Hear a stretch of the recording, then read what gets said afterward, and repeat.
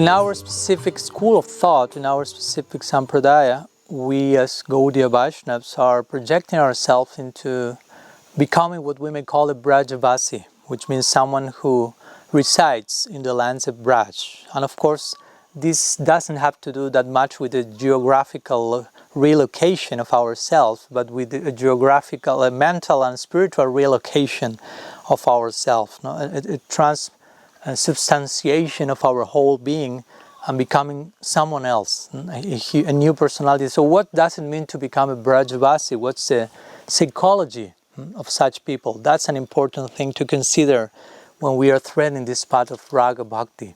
Of course, one of the main things that our acharyas recommend is try to go to Gaur Lila for reference, because there all these Vrajavasis are acting as sadhakas, and you are a sadhaka now, we are sadhakas now.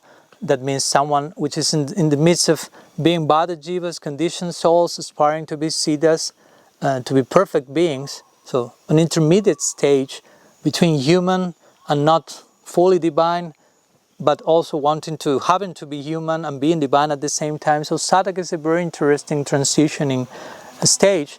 And in this Gaur Lila we see the Siddhas, perfected beings, showing how sadhakas should behave. So their sadhana may be sustainable. Again, sustainability is a very important conception for us Vaishnavas. We are Vaishnavas coming from Vishnu. Vishnu is the god of maintenance, the god of sustainability. So we shall learn how to make our practice sustainable. So to be a Vrajavasi means, as Guru Maharaj will say, to be fully human in its most perfect sense of the term. Not only the humanity we know in this world that we understand. Oh, to be human means to have frailties and to fall into this and to fail in that. Sometimes we understand that's to be human. To err is human, to forgive is divine, they say. But also we can connect human and divine in such a way that to be human in Vrindavan will imply a very different set of actions, thoughts, and words like this. No?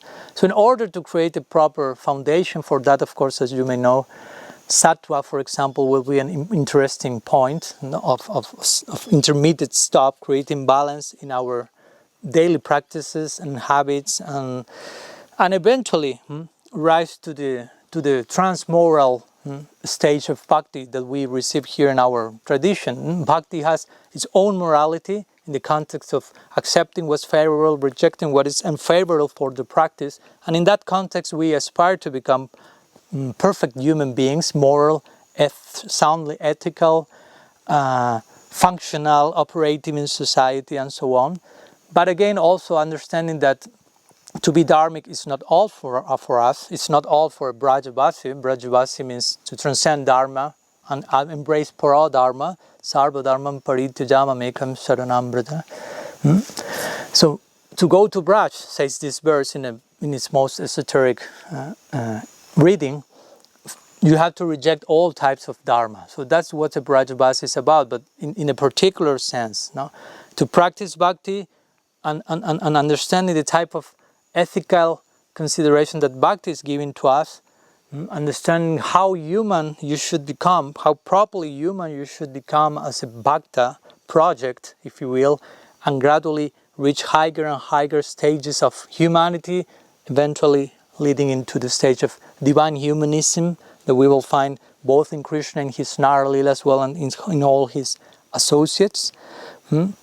So to be a Vrajavasi has a lot to do with being human in one sense, but understanding the full potential of humanity, totally devoid of all association with whatever separate interest, provincial mentality, and also retaining the sensibility of humanity and retaining all these like daily aspects that we see also present in Krishna Lila, in Gaur Lila, in eternity, but in the context of self-forgetfulness in a healthy way, again, all of this in a very sustainable and healthy way, and the total disposition to be relocated, again, to do this geographical movement, but geographical to the inner geography of our soul, and be able to put our soul outside of the center. Actually, we have never been in the center, but to get out of the illusion that we are in the center, and from there try to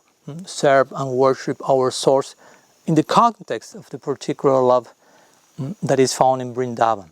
And so, of course, this is a brief review of what the Vrajavasi is about, but we have to go to the details of their psychology and gradually get to imbibe more and more what they are about, because that's what we want to become in our eternal prospect.